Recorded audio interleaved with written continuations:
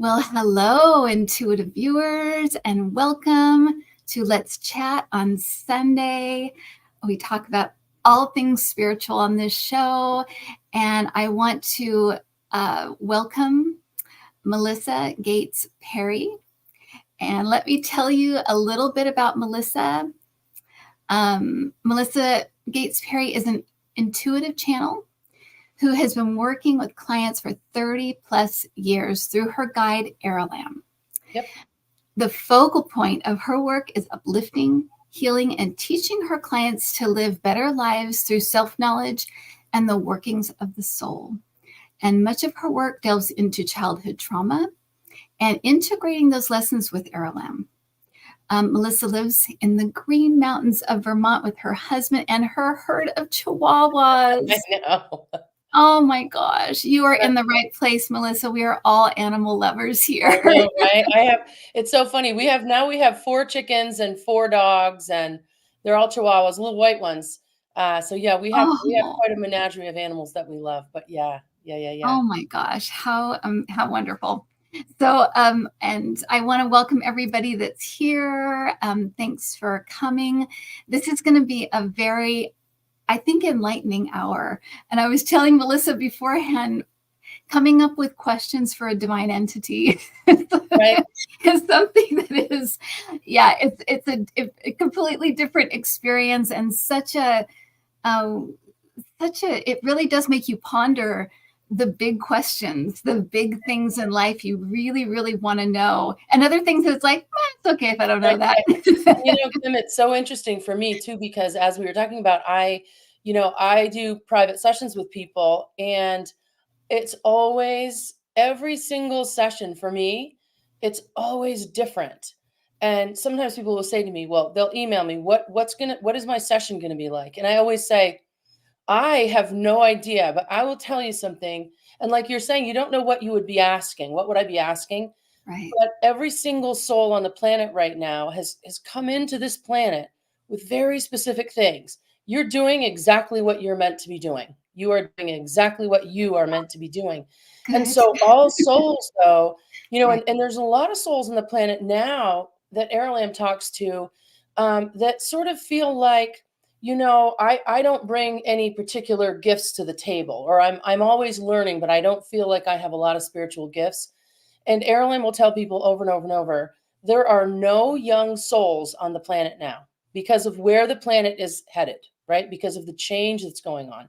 So everyone that's listening, all the people that follow you, anyone who's looking at all into any of it, have really specific reasons for being on the planet now. And so one of Aralam's biggest messages for everyone is just, really honor your own soul, honor your own spirit, honor your own intuition, because you come to the planet right now on purpose. And even though it can be difficult to be here, like, let's face it, the world is can be a little bit wild.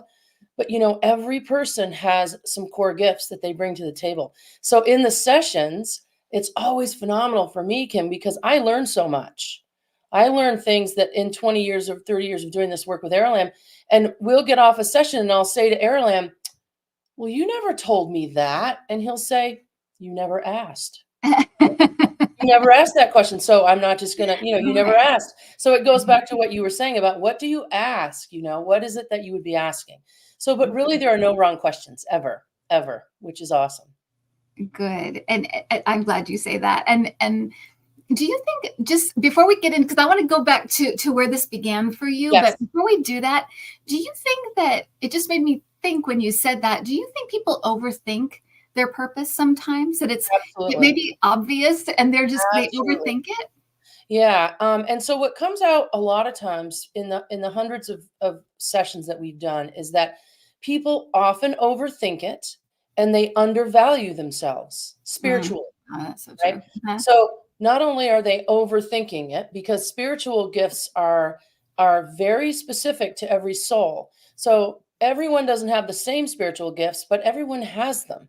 No one is here. No soul is on the planet right now without spiritual gifts, the ability to grow, the ability to see, intuition, intuitive view, intuition, extrasensory perception, the ability to heal, to help others heal, energy sensing, all of that is really evolving in all of the souls that are on the planet now.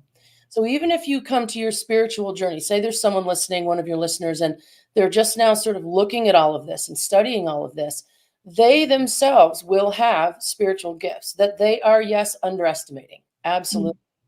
And the other part of it that Airlam talks about a lot is that every soul is sovereign. You know the word sovereign, meaning every soul on the planet, regardless of what you believe or what your background is, every soul is connected to creation. You just are. You're connected to Creator. And so that can't be taken from you.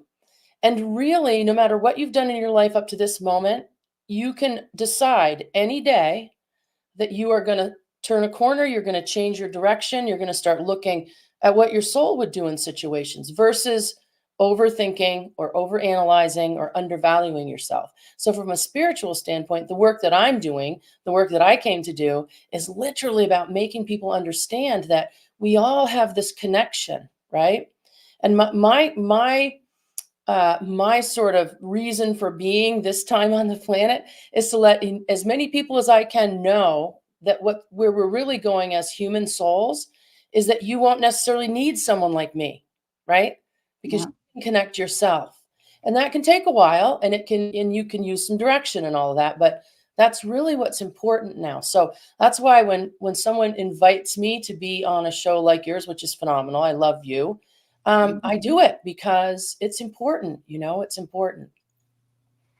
I love it. And I know you're the perfect guest right now. I just know it's like even some of the things you're saying, I'm like, this is exactly what people need to hear. I know it. Um, so before we kind of move into the questions and talk to Era Lamb with you as Yeah, the conduit, what where did this begin for you? Can you go back to your early life before this was even in your right. life and kind of how he entered the picture? Yeah. So my story was a little bit interesting, and maybe some of your listeners will have read the book because I did do a book Mhm. with Airlam. Maybe some of them haven't, and I don't want to be a spoiler in that case. But I can tell you that I'll just say that when I was 21 years old, I had moved back to Vermont. I had a 2.5-year-old son with me. I was unmarried, single. I was kind of living the stereotype. I was living in a trailer park. I Mhm. was working at a lumber yard and I was literally working outdoors in a very manly position. And I had come back to home here in Vermont, and I was just doing what 21-year-olds in 1988 did a lot of times in small towns. I was kind of partying and having a good time and just being a kind of a single mom and doing all that. And I met a friend. I had a good dear friend who started to introduce me to uh, tarot cards. And at the time, I'd always been a bit sensitive, but I didn't have any training. I didn't know anything about any of it. He started to introduce me to tarot cards. And the reason he was introducing me to them was so that he would have me lay down his cards and that he would read them for himself. And then that would be the end of it. And he did this because he wanted me to be laying them down so that that energy was clear, right? He wasn't using them for himself. He was having me Mhm. do it. So this went on for the winter. And at some point in the winter, he came to me and said, listen, and I was dating his best friend at the time, okay, who was Mhm. much older than me. But anyway, he came to me and he said, I was involved with a group of people on the East Coast here in on the East Coast in New England. They were a whole group of what you would call, what your listeners would think of as black magic practitioners, okay, Mhm. or Mhm. kind of dark energy workers, you might say it that way. And he said, I was with their group for a long time. I left them. They were angry about that. And I feel like that they're coming after me. Well, I'm 21 years old and I'm listening to him and he's older than me. And I thought, this guy's out of his mind. I loved him as a friend, but I thought, this is crazy. And something in me felt like, I don't want to be involved in this. I don't want to Mhm. be involved. Mhm. So I told him no, I wasn't going to help him. I didn't know what exactly he wanted me to do as far as the energy work and all of that. I wasn't going to do it. So a week later, I had hurt myself at work and broke my nose. I broke my nose at work. So I Oh, was not that at sounds work. so painful. It was. I walked right into a board and just broke my Oh nose. my Terrible. gosh. And my nose already had a little bump in it. So I didn't need any more lumps in my nose. But long story short, to bring this around. So A week later, I was out of work, and my boyfriend at the time, his best friend, called and said, "Hey, we're going to go out kind of bar hopping on Saturday. Do you want to come?" And I said, I'm not going to, because an old friend of mine had called and said, "Hey, I'm going to be in town for one day. I want to take you to dinner." So I said, "No, I'm not going to do that. You guys go out, have a good time." Well, when I went to the emergency room the day that I broke my nose, my friend, the one who had been trying to get me to help him, he drove me to the emergency room. And while I was there laying, after I'd gotten my shot for the pain, he handed me an envelope and said, "Don't open this now, just take it home."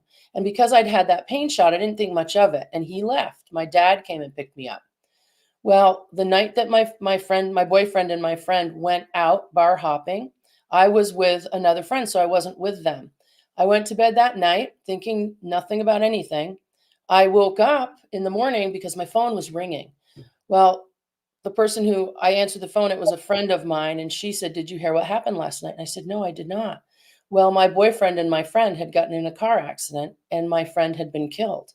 So the next thing I thought was, I remembered, I was in shock, but I remembered that he'd given me 3 days earlier this envelope. So it was early morning. I opened this envelope, and in this letter, he had written to me, "We've known each other in many lifetimes. I'm very afraid for my life at this point. I don't want you to feel guilty for not helping me, but I'm afraid that they're going to have me taken out.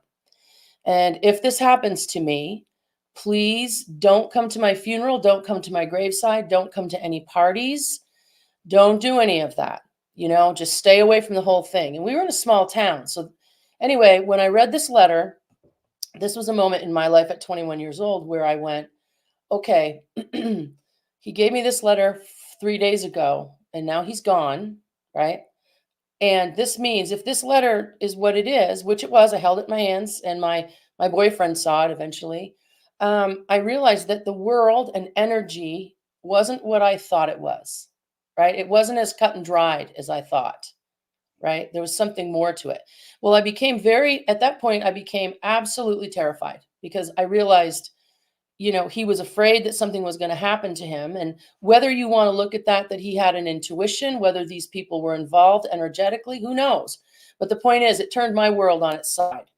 So that day, I sort of just started praying to God, if you're going to make me sensitive, please, please, please, please let me do your work.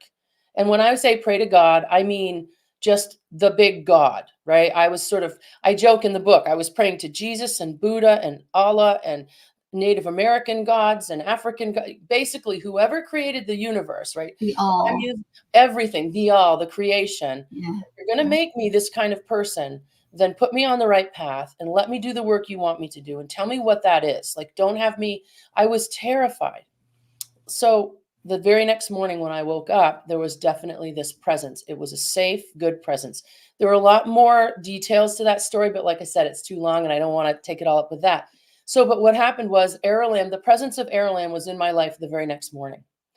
And for me, initially, it was just a knowing. I knew. I thought, okay, God with the big G has sent me some kind of help because I wasn't as afraid. And I understood it was not me, it was something else. And then over the next year, it became much more than just an intuitive situation. It became the idea that I was sort of getting input from this, what I would call functioning male sort of voice for me. And then over the next couple of years, it just started to grow. And that's when the channeling happened in sessions with people and all of that. And for years and years and years and years and years, I did hundreds and hundreds of sessions, and it was all incognito. I had no website, no online, nothing. I did nothing. And it was all, my phone would ring and someone would say, "This is Janice. I am Monica's cousin's ex sister in law, and my mother is having a terrible time. Could you talk with her?" And that's how it was for me. And that's how I did it. And then when it was time to write the book, Aralam said, "You're going to write this book. We're going to do it together." And I'm not a writer by trade. I don't have a literary degree or any of that. So we did the book, and then I put the book out, self published. And one way or another, people started handing it to people. Like one person would read it and hand it to the next person. And that's how I ended up even beginning to do the podcasting with people. Because Jeff Mara came into contact with my book. He's from the NDE, Jeff Mara. Uh-huh. And he got a hold of me and said, "Listen, I really want you to be on my podcast, but you've got to get a website. You've got to get on YouTube. Like, I can't find you." And I'm like, you You can't find me. You gotta can't find me because I've been in the deep woods of Vermont being like an incognito. This is my work. And so I quickly sort of did all of that. And that's how I've been reaching people. But I've been doing the sessions. And now I'm doing a lot more sessions because people have found me. But that's how I found Airlam. Now, people hear me when I say this. People don't have to have that kind of a dramatic, crazy way to find your kind of source or to find what you're meant to do. Although people do have, you hear people talk about an NDE, right? You have an NDE, and all of a sudden you realize that what is real in the universe is very different than what we've been told is real, right? Because human beings and souls are so much different. So that's how Airlam came into my life, and it was always comfortable for me, and always very. And the other funny thing is, as you can see, I'm a talker, and so when it came time that Airlam we were going to be doing the channeling, I said to him, "Listen, I don't want to have to get into a trance. I don't want to like set myself aside. I Mhm. want to be able to be in the conversation." And Right. he said, "That's fine. You can do that. It's just going to take you about another year to get to that point." Because I just had to fine tune my frontal cortex, to be able to sort of get that. And so, how it works for me is that I just have this big opening that I open to the right of my body. And you'll see me look this way. And Airlam right now in real time is standing right here, right here. So, and actually, Airlam's hand just went up. He'd like to say hello to you. So, Airlam speaking. Kim, I am absolutely honored to be on your show today with you. You are doing, as Melissa said, the exact correct work that you're meant to be doing. So, everything that you're doing, and let me say this and be very respectful of your personal life as well. But when you have a day, or if you have a day when you wonder, am I following the path I meant to follow? You absolutely are. So continue on, because all of the guides and many teaching guides here are behind you and pushing for you to make sure that the universe keeps bringing you everything you need to do this work. So you are right where you are, and I'm thrilled, thrilled, thrilled to be here. Oh my gosh. So this is me You now. don't know how much I needed to hear that right now. I feel like You Airlam always really knows. did. Airlam seems always to know what people, what's going to sort of be the good thing for you. So yeah, yeah, yeah, yeah. So that's kind of my story, and that's how I've ended up now to be on some podcasts, because people keep finding me, and inviting me, and so I was thrilled to get your invitation. Absolutely. Well, thank you so much. And thank you, Aralam, for coming in and giving that message. And um, now what does it, you kind of explained that he's to the right of you. He kind of Yep. comes in, but what does it feel like? Can you explain to people what it feels So like to yes. hear So him for and me, yep, for me, so when I'm not doing this work, I close my doors, because the funny story is that when I first started doing the sessions, after about 2 years, this is way before any YouTube or any of that, it was a couple of years in, and I finally said to Erilyn one day, I don't think I can do this work anymore, because I am just wide open all the time. I'm wide open to creation over here, and I'm trying to go grocery shopping over here on the left side. It's just too much. And he said to me, well, close your door. And I was like, can I do that? He's like, yeah, it's your door, right? So, see. okay. So I ended up in my mind's eye, I made this door. And Kim, I'm not kidding you. The door was about a foot wide and about this tall, just seriously, like this little cupboard door. This is what it looked like in my mind's eye. And it Yeah. was here to the right of me. So then I would be doing sessions, and people's guides would show up and all of that.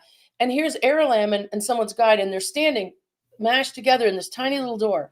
And one day I said, gosh, you guys are really cramped in that door. And again, Airlam looks at me like, oh my love. He looked at me and he said, so make your door bigger. And again, I was like, oh, yeah, that's true, right? I was so naive about all that. So now Right. what I do, and how this works for me and how it feels for me, is that to my right here in my small office there's a wall and a window. But for me, and when I say in my mind's eye, you Yeah. understand that 1,000%, Yeah. and your listeners do, I'm sure. Yeah. So Yeah. I open the whole wall. So it's like I have two big pocket doors. I open both doors. And what I'm seeing is Airlam standing here next to me. And he's about 6 foot tall, I would say. So he's standing here in the opening. And there's definitely, there's an area where I don't go into that area because I'm here and I'm not to do that now, right? When someone has an NDE, that's where they're going. They're going to that opening that I'm talking about. And if I'm doing a session and someone's lifetime contracted soul guide shows up, they're standing in the opening next to Airlam. So when it's time to actually channel, like Airlam just spoke to you, It's almost like it's as if I'm not stepping aside and I'm not in a trance. It's more like I'm just allowing Aralam to sort of utilize this really process, your word processing, right? That frontal, Mhm. where you're Funnel really, towards, that's yeah. where you're doing all of the finite work. So I just relax and allow him to utilize my vocal cords, but I'm hearing it in live time just like you are.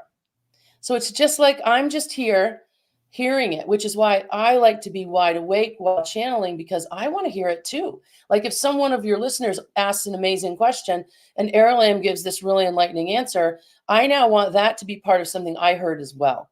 And I'm not, no judgment on anyone else's way to channel. There are a lot of different ways, and some people like to sort of put themselves aside, but that was never going to work for me. So for me, it feels like the other thing it feels like is think about it this way. If you have a favorite song that you hear on the radio, do you know how when you're hearing the words to your favorite song and you're about to sing along, it's like you hear the words in that nanosecond before you start singing without thinking.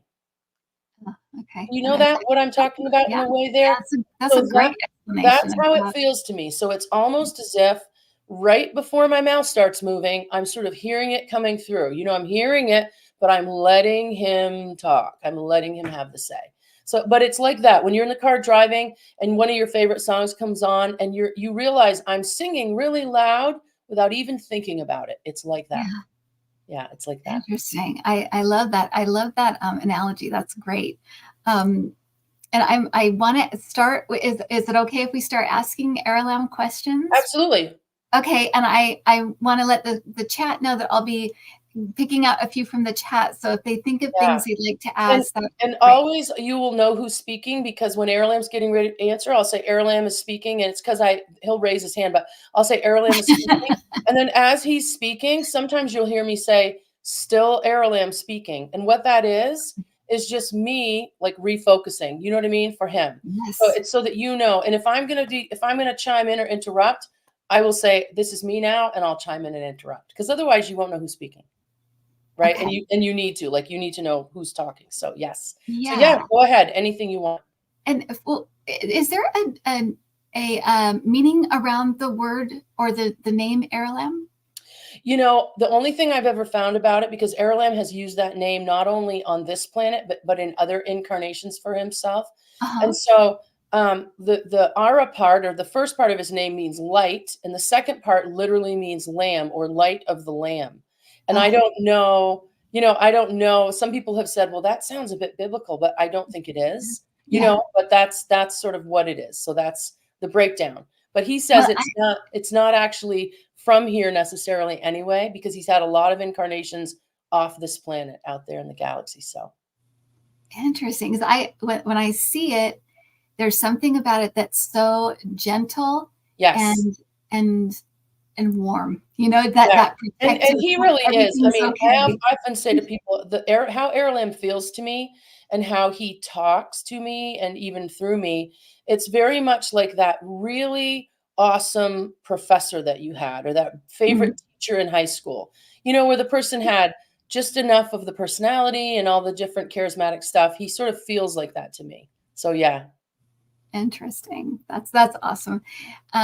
Okay, and it's also it's an individual, right? It's some people talk to it like a Yes. collective, Yeah, but some Heirloom is individual. not yeah, Heirloom's not a collective, although there are collectives in creation. But what Heirloom is a kind of his specialty is in communications to grow spirituality on it during universal evolution on planets and in the universe. So this is why so many people now are coming, so many souls are on planet Earth right now that are all about the evolution. But communication is my sort of spiritual specialty, meaning my soul goes onto a planet when creation says, okay, listen, that planet right there is getting ready to upgrade its spiritual connections, right? Of how it works and what it is. So that is where Aralam and I both do work.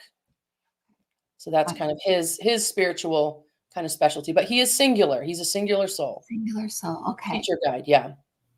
So my first question, I feel like my questions are a little bit all over the place because I That's would when okay. I would That's ponder actually them, I'm like, better. Okay. Sometimes that's awesome because you end up sometimes they dovetail even when you think they're not going to, which is awesome. Oh, interesting. Okay. Well, my first question is about fear and prayer. And it's so interesting because that is kind of the beginning of this for you was that fear and then that prayer as an answer to that. And so we have so many, so many good, compassionate, loving people on the earth right now. But we also seem to have a, many fearful people and that act out in different ways. And even some of our leaders seem to be Yes. kind of fearful people. Um, what would be an appropriate prayer for people, just regular people, for those types of people or leaders that live in fear or that are acting from fear? Um, what would be an appropriate prayer for them? Should we pray for their enlightenment, for help for them, or is that even appropriate? Should we be more focusing on ourselves and our own stuff? Okay, so Aralam speaking. Aralam speaking. So, Kim, in response to that, let me say this firstly. Many of the souls that you're referring to are souls that have come to planet Earth right now to be acting out in the way that they are because it's forcing the majority of souls on the planet to do growth, right? So, Mm-hmm. some of the nefarious actors, they're coming in, and unfortunately, it's difficult to feel this way about it, but the roles that they're playing are the roles that they're playing purposefully to show the darkness in order that souls will see the light. Do you see? So it's not inappropriate to pray for them, but what you actually would want to do is release yourself from the fear that you have around their actions, firstly. So you're praying that you can release them to their path. And then also, you're always able to pray and visualize that they're going to live their path to its highest outcome versus that fearful middle ground, right? So, say, for instance, still Aralam speaking, if you had a child who was addicted to drugs, rather than try to control that addiction, it would be more powerful for you to manifest through prayer that they themselves begin to follow their highest path rather than the addictive path. Because they will have put in their timeline for the lifetime the ability to overcome that. They've also put in their lifetime their ability to choose not to, you see? So, Mm-hmm. what you want to do is always be praying for the highest outcome for that soul on their path, because then you're still allowing them free will, right? I love that answer. And I feel like I have felt that before that some people are here that we don't know why they're doing what Yes. they do. We don't really have a full understanding, and there No, may be more to this, and you can feel it sometimes. right. At the same time, that's a really hard concept for people, right? It's terribly hard. So, Aralam again. So, this is one of the most important pieces that we talk about in sessions, and that is this. There are so many souls on the planet right now who have come in for the lifetime with their core group, meaning the group of souls that they've traveled with for hundreds and hundreds of lifetimes. But because that Earth right now is in this universal shifting evolution, some of the lesson plans that people have been coming in with are some of the steepest and most difficult. More souls on the planet Earth right now are coming out of difficult childhoods, difficult addiction stories, difficult violence stories, to be respectful, sexual abuse stories, all Mhm. of these lessons. And the most difficult part for a soul, any soul, including Melissa, when she was going through it, still Aralam speaking, is that you've got to be able to look at those experiences that you've had, and you've got to look at them from the lens that you chose to have that challenge. And how do I react to it now? Do I continue to react and retaliate from that, or react and live my life around that experience? Or do I release it and pray for my own release and then move forward as a healed spiritual soul? You see, it's about letting go within the lifetime. And this is why looking around the planet now, still Aralam speaking, every soul on the planet can look around at the other souls and think, what in the world is happening with these people? What are they thinking? What are they doing? But as you said, No one truly knows what's happening at that soul level for those sort of nefarious players. You don't know. You also don't know, particularly in your own personal core lives with your souls, you don't know that that soul that has been the most difficult for you is a soul that in 100 other lifetimes has been the closest soul to you. And Mm, now you've trusted them enough with the idea that they're going to come in and be the difficult person for you, because only a really truly beloved soul is capable of doing that for you. And that is difficult for human beings to accept. But when you begin to look at it in that way, then blame goes away. Still Aralam speaking. Blame goes away, and then you don't have to carry it for the rest of your life, you see? Because that's what you don't want to do, is carry it with you for the rest of your life.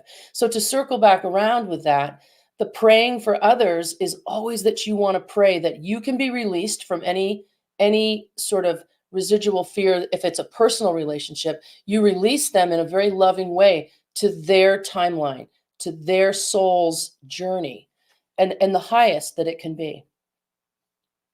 I love that. I love that answer. Um, Aralam talks a lot about frequency, vibration. It's come into the lexicon way more in the last 10, 20 years than it ever Yep, has. I feel like yep, people are really getting this language down. yep. Um, I thought it was very interesting. I do messages, like kind of a monthly message for the club that I do. And it's usually just a guided message. And it was really interesting. And it made me really think about this because I'd not thought about it before. But the whole message for January, which again, I thought was weird for the beginning of the year, but I'm like, okay, it was all about thoughts, being aware of and awake to our own thoughts and the Yes, vibration and frequency that they carry. So yes, I want to ask Aralam, is there something that would be helpful for us to know or that we should know about our own thoughts, their frequency, their vibration, and the effect they can have not just on us personally, but on the collective or people around yes. us? So Aralam speaking, Aralam speaking. So Kim, this is a phenomenal question. And here's the reason why for this question. The power of your thoughts and the frequency and the energy of your thoughts, particularly those thoughts that you think in a very familiar way, meaning over and over, they're habitual. They carry their own energy. And this is just not in a spiritual sense, in that mythology kind of way, but from physics, from a scientific standpoint. And there are many scientists on Earth right now who are understanding this, although they're not out in the press, right? It's not the mainstream yet. But what you think about yourself, what you think about your world, what you think about the others that are in your world, even what you're thinking about a stranger on the highway that cuts you off, all of those thoughts, particularly when combined with emotion, right? All of those thoughts become incredibly powerful out there on the dark matter fabric. Now, still Aralam speaking. In the book, I write a bit extensively about the dark matter fabric, and I have talked about it some on this in this kind of venue. The dark matter fabric is what some scientists would call the God particle. And what this means is that this is an energetic system. This is the energy of everything in creation, right? But it doesn't make choices. So it literally can be made into anything with gravity, intention, and emotion. Mhm. Period. That's all. And it doesn't have to be thought about. Still Aralam speaking, meaning there's no special procedure for a human soul to imply itself upon the dark matter fabric. The dark matter fabric is waiting all of the time for everything that you put your emotional thought into. So if you spend 5 years terrified and convinced that you are going to get cancer in your ankle and die from that, it doesn't happen overnight. But if you put enough emotion and thought into that pattern hits that dark matter fabric.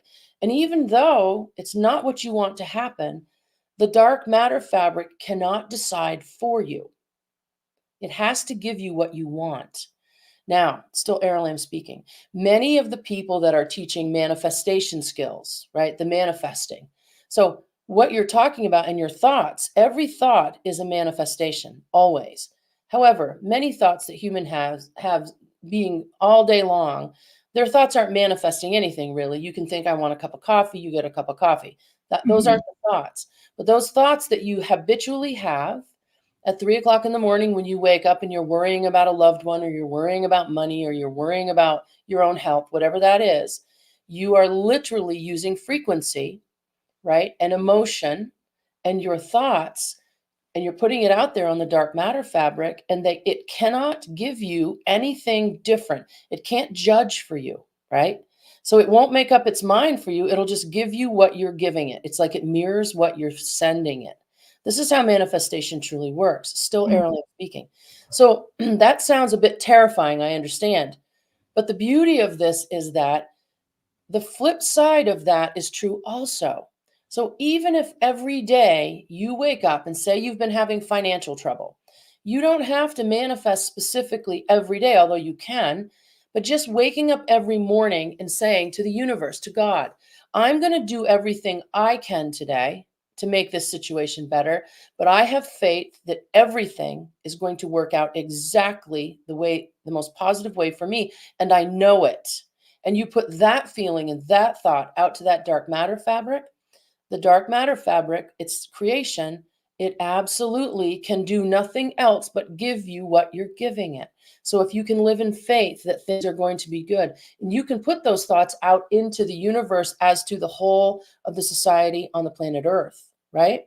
So if you have many, many souls waking up every morning and thinking, we are going to make it through this difficult time, the best things are going to happen on the planet, the best things are going to happen for the people I love, the best things are going to happen for me, and then feel how wonderful that feels, that it's already happened.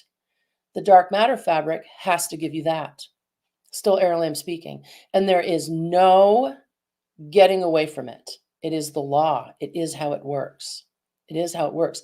And science, some of the dark programs in science, they know this is the truth. They know it already. But humanity is starting to wake up to this, right? Yeah, definitely. And just to clarify, when you say dark, I just so people don't misunderstand, and so I don't misunderstand. When you say dark matter fabric, I'm I'm thinking that you're not talking about something evil, because we always say dark. No, It no, just no. means blank, right? What the like So the Aaron Lamb's hand is up. Aaron Lamb's hand is up. So the reason that I call it dark matter fabric is because it is the fabric of energy upon which creation, the creator God creation, makes everything. It is the energy. It's not dark in nature. It's not negative. It's not dark in that way. It's dark matter because humanoids on this planet, humanoids on other planets, most energetic beings even can't physically see it, right? It's the energy body that is behind everything that has ever been created, everything that is in existence now, and everything that can ever be possibly created here on the other side. So the dark matter fabric just means that it's the matter, it's gravity, it is frequency, and it is physics. Okay? But gravity is a big part of it, because that's the specific energy part that you are gravitating toward you, what you are thinking and what you are feeling. So there's nothing negative in that connotation. It comes directly from creation, right? It's the background energy of the universe. It's the energy from which everything comes, everything. And so, yeah, it's completely positive. But right. the dark matter fabric is what I refer to it. And here on the other side in creation also is referred to because it is something unseen by most every species in the universe. And yet it is what you are floating in. It's everything that is between you and everything else. 0 point energy is a piece of it, right? Science now, Aaron speaking still. Scientists are now talking about finding 0 point energy, right? Mhm. So 0 point energy is a sort of a piece of the dark matter fabric, because it would have to be, right? It's everything all at once until you put your objective emotional energy into it. And so it's so powerful, Kim. It's one of the most powerful ways to pray. That's the other thing I would say to your listeners. When you go to pray,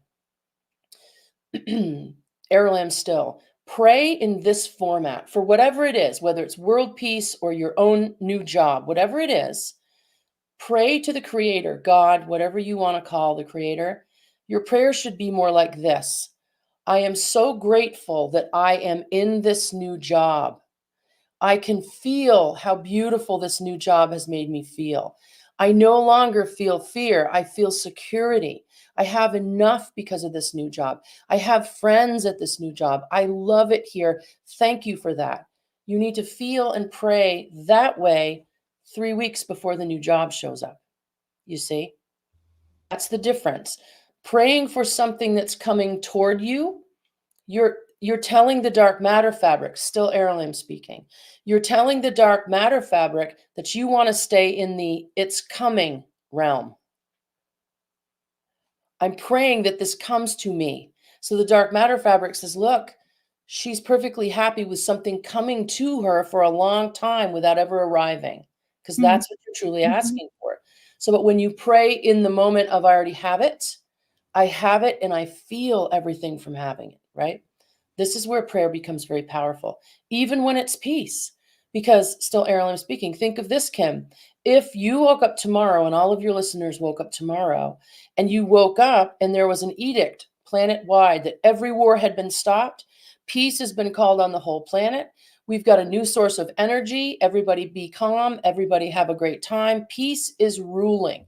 What would your body feel like on that morning? Right? What would you feel like? Right. Peace, calm, Your body ease. would feel at ease. You would release the fear. Yeah. So if you're going to pray for peace, that's the place you want to pray from, the place that it's already here. And why is the feeling part, the emotion part, so important in that process? Does that have to do with frequency, with vibration?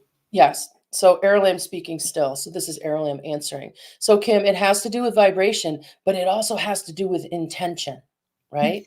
Mm-hmm. Because a soul can have a specific intention with their emotions, but they don't always say what that intention is, right? You could have a friend who said, I want to take you out to this restaurant this weekend.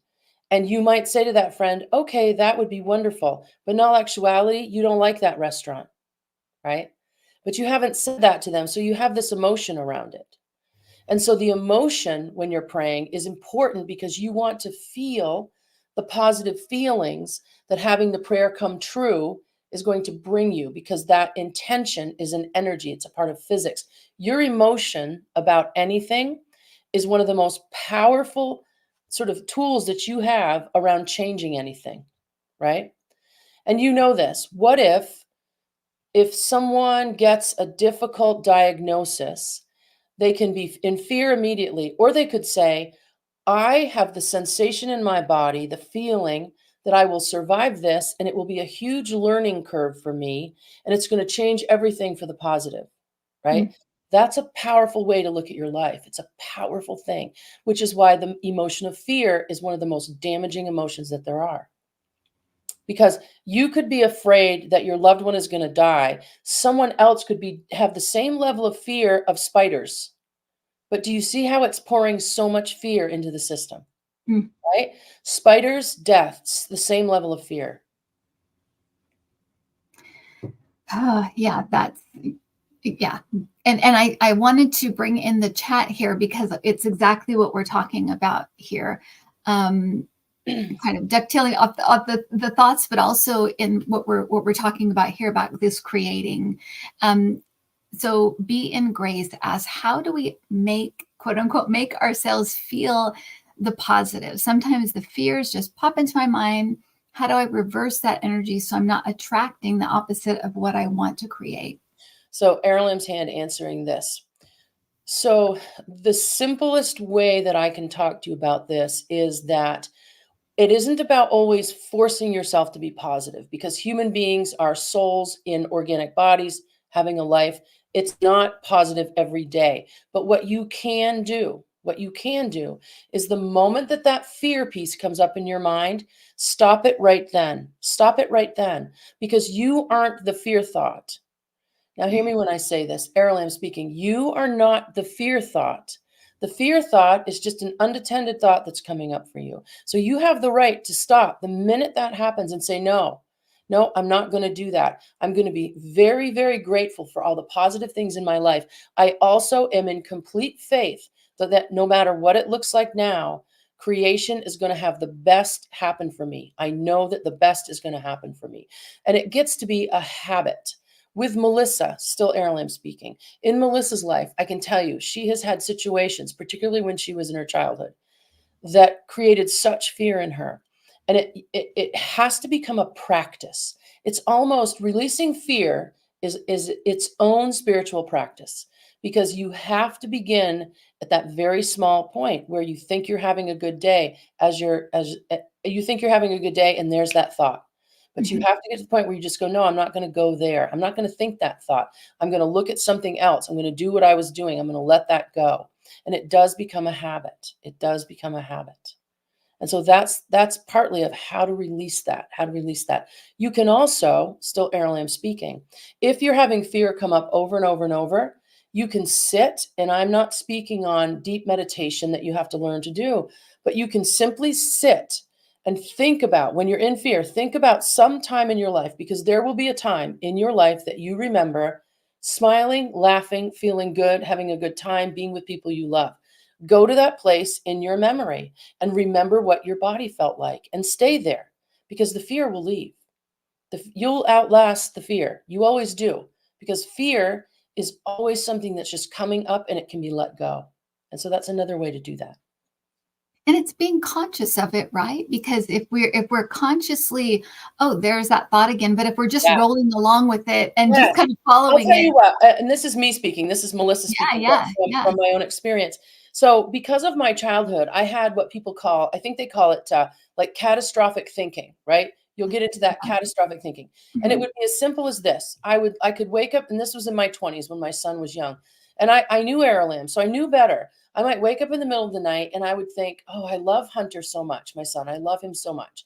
And then I would think, oh, he wants to go play sports. Okay, he wants to play football. He's not that big. And then I would think, what if he gets a head injury? And then I Mm. would think, oh my gosh, if he gets a head injury, he's never going to be the same. He won't grow up. If he got a head injury, I couldn't take it if he got, and then that'll cause my dog to die and my car to break down. I mean, you know what I'm saying? The catastrophic thinking Ah, where so the original thought was, I love my son so much. I could have stopped right there, because right, that's positive. I love right. my son so much. And instead of going into the catastrophic thinking, Errol would say, and so you love your son so much, and what? And I know he's going to have some ups and downs he's going to grow up. He's going to have a good life. No matter what happens to him, he'll be on his path, and I'm going to love him and I'm going to support him, because he came here as a soul to do what he's going to do. Like, that's where you can go instead, right? You can Right. choose that, but and it's not a logical thinking choice. That's the funny part about this. It's a spiritual choice. It's that choice of saying, I know that I'm here for a reason, and I know that whatever the situation is that is bringing fear up to me, even in the worst case scenario, there's still a reason, and I would be okay. I would be able to make it. You know what I'm saying? Like, I would do what I could do. So it's never as and even if you lose a loved one and they've passed over, the point is, if you lose a loved one, there's a 90% chance that they're in your core soul group, and you will see them again. And let me tell you this, and you hear this from NDEs as well, but I Mhm. can tell you that, working with Aralim and having people's core, soul guides come through, they'll often ask about people. My father passed over, and he was an atheist. Did he get there? And I've heard stories where guides will say, he showed up and he was so surprised. He was like, "Oh, I totally forgot how this worked." Like, and the person will laugh like you did, but it's the truth. I mean, Right, even if, say that right. you're a mother and your child is an atheist, they believe in nothing, they're whatever they're doing. The point is we all end up back together with our core group for that middle of life. You have to go through your life review. Everybody has to do that, and then you're all going to meet up again and you'll do it again. So, but the fear part of that for me was always, why am I taking the first sentence, I love my son so much, and then catastrophizing his whole life and putting the emotion into it, when really what I need to say is, I love him so much. everything is going to be just fine with him. Right. And I'm grateful for that. I'm grateful for him, period, and end it there. So to the person who asked, it's really becomes a habit. It does. It's a habit. It's a thought because you don't have to listen to it. The other thing I would do, and I'm going to give this to you. This is something I did, which Airlam had me do.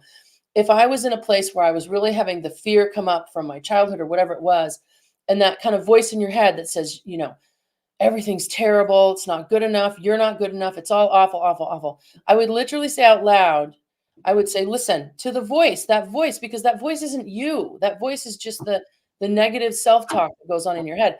I would literally say, go in the corner and turn away from me. Don't talk to me. Like, and my husband would say to me when I first started doing that, he'd say, "Oh, you're just telling it to go sit down like a timeout?" Yes, because that's not who I am. It's just this Right. running, and that works as well. And it sounds funny, and I know it's funny to hear, but it works for people. It does. It worked for me. It worked for me. And now I've gotten so good. It's like anything though. When you quit smoking, eventually you're not a smoker anymore, right? I mean, maybe you never smoked, but the point is when you quit doing something that's harming you, eventually the thought of doing it is almost ridiculous. You go, well, I would never do, I wouldn't do that, right? So the fear thoughts, that uncontrolled fear is the exact same thing. It's no different. It's a habit and you can stop it. And eventually you get to the point where you go, I haven't, oh wow, this is a fear thought. This is weird. I haven't done this in a long time. And you just tell it to go. You just don't do that. It's like you don't do it, you don't do it. And so it's very, very, that is a very, you can learn that skill. You can learn that skill. And I love that timeout because it also reminds you who's in charge. Who's Exactly. in charge? Aaron would say to me, he'd say, "Why are you?" I'd be in the car driving, and I would have one thought, like, "What a beautiful afternoon," and the next, I'm looking at the sunset. The next thing you know, everybody in my life has been in a car accident and died, and it's like, and that's fear, right? I don't want to lose. I'm feared of losing. But you think, why do I even let myself do that? And it's a choice. And so you can say, look, no, I'm not, you go sit in the corner and turn away from me. Don't look at me. Right. The thing is though, it works, Kim. It's amazing. It works.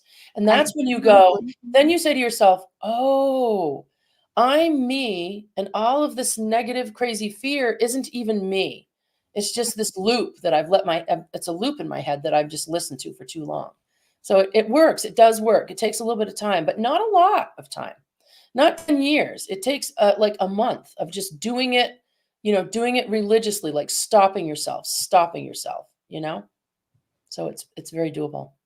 Ah, I love it.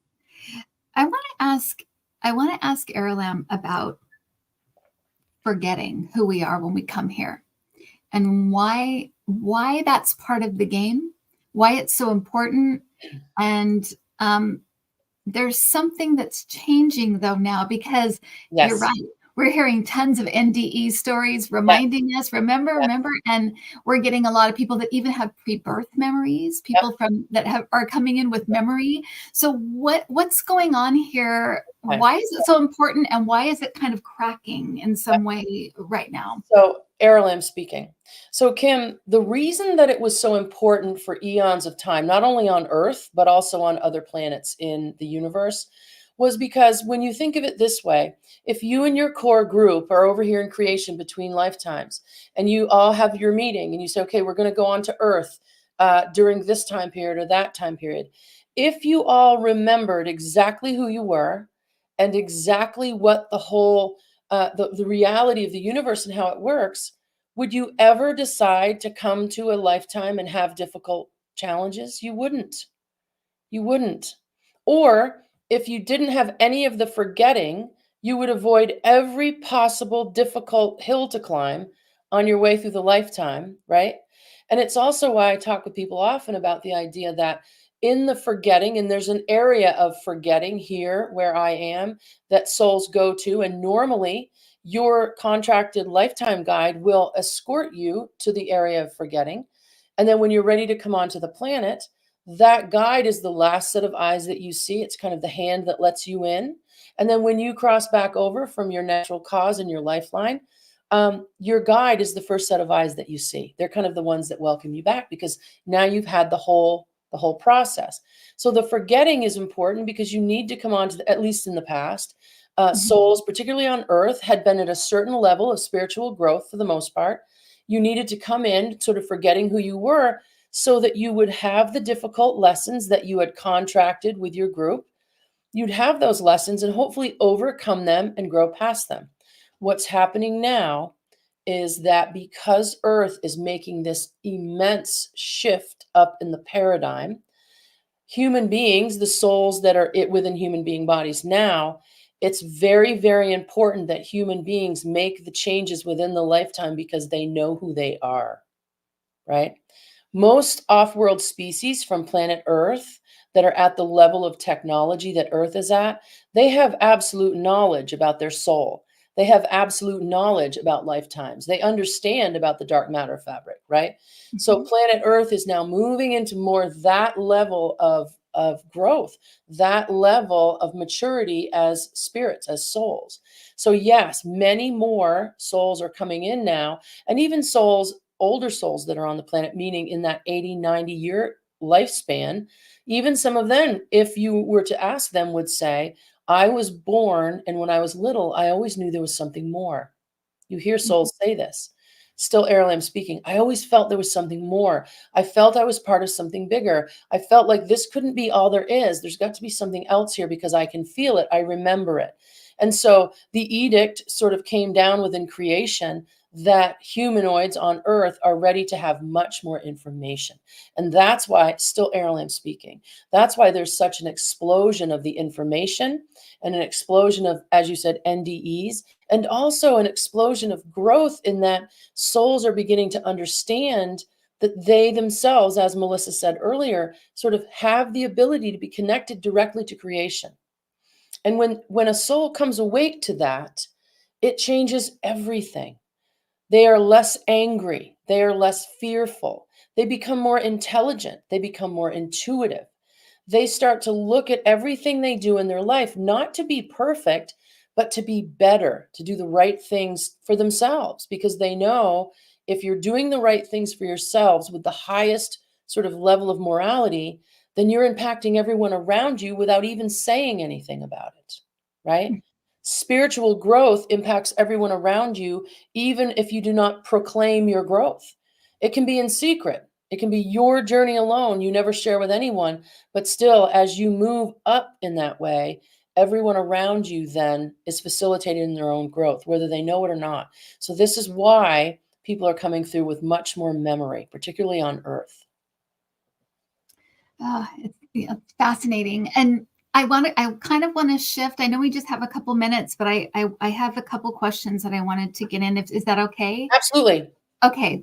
And then I want to you to let people know where you are, where they can find you, because I'm sure they're going to want to hear more from you and hear more from Ariel M. So um, I wanted to ask about something we talked about in the beginning about pets. Um, do we have, if you have dogs, Melissa, so I do. that sometimes you have that deep soul Yes. connection with a pet. Yes. Um, do pets make contracts with us? Do they accompany us? What is their role that we may not understand about pets and about animals? So, Ariel speaking. So, the beautiful thing about pets, particularly what on Earth would be called mammals, particularly mammals, although birds also fall into this category, as well as some reptiles. And that Mhm. is this: the souls of those animals do have souls. They do not have the exact kind of souls that humanoid beings have on this planet and others, but they do have souls, all of them. So, what happens, particularly with pets, but your pet can be anything, is that yes, you do make contracts with them. However, pet contracts with souls, they stay in place over many hundreds of lifetimes for the soul and that soul that is going to be a pet over and over and over. So, Okay. And you feel that if sometimes, you have had, right? say, because a canine lives only so many years, a human can live 80, 90, 100 years. So, what you can know is that if you have multiple pets, as one pet crosses over, oftentimes the soul that is that pet will wait until your whole group comes back and come in again. But often to a new lifetime, still airland. But often that pet, once crossed over, will wait until you're going to bring a new pet in to your life. Now, if you bring a very young dog or cat or pet, something just born, it's a baby, that soul will go directly in. There's also a sort of a process by where, say that you lost a dog and then 1 year later you find a dog. You find a 1-year-old dog and you take it in from the pound. That those animal souls are able to sort of step in. Does that make sense? It does. So Yeah, that you it could have does. a dog that you rescued that's an older dog so that it didn't have to be a baby. It doesn't always have to be that way because the souls of animals, particularly, they are completely non they are non-structural in the way that they are always in the service of the souls that they connect to. Mm, They always have the souls that they're connected to at the highest order of what they're doing. They don't do things for their own gain or their own gratitude. If they're connected with you, they will stay connected with you through hundreds of lifetimes in many different bodies, not unlike your core group does. And they do it by choice, which is beautiful. oh, I love that. And we're also seeing through our own evolution, it seems that we're seeing this kind of compassion and love for Yes. animals, and it's growing. My daughter, she's a Gen Zer, and she said she sent me this thing that said for them, animals are the new kids and plants are the new animals. Yes, yes, yes, They yes. have a new That's kind so of true. there is an Yes, appreciation yes, for yes, animals just yes. growing and growing and Oh, growing. yeah, yeah, yeah, yeah. And the other really interesting thing and cool thing that I'll tell you is that Airlam writes a little bit about in the book is that, Earth is about 150 sort of Earth time years away from a time where we will move away from animals as food. It's just that right now, human bodies organically still sort of our bodies are not sort of evolving as quickly for their needs as our spirits are. Does that make sense? Yeah, So we it are does. slowly evolving away from that. But he talks to people sometimes about not feeling badly if you feel best when you're eating eggs, right? As long as they're very humanely gotten. But we are moving toward a time when animals will no longer be food, which is nice. It's a bit slow going, but it's happening. So Yeah. And my last question for Aralam is actually about the arts and about artists, musicians, writers, filmmakers, and their role on Earth. And is there purpose?